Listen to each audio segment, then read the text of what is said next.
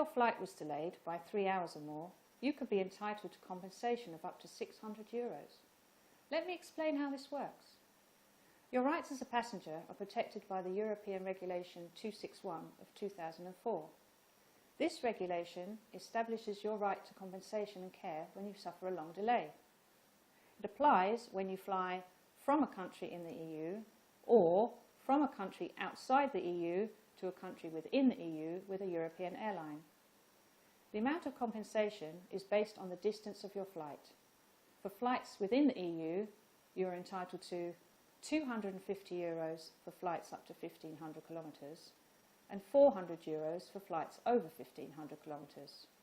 For flights which are partly outside the EU, you are entitled to €250 for flights up to 1,500 kilometres, €400 for flights between 1,500 and 3,500 kilometres, and €600 for flights exceeding 3,500 kilometres. To be eligible for compensation, your arrival delay must be 3 hours or more.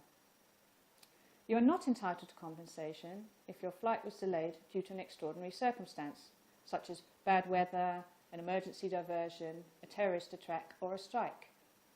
Here is an example to illustrate this further.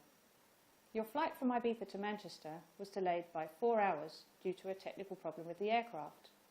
A technical problem is not classed as an extraordinary circumstance. Therefore, you are entitled to €400 compensation. If you suffered a flight delay, check your flight in our problem flight list or enter your flight details into our claim calculator.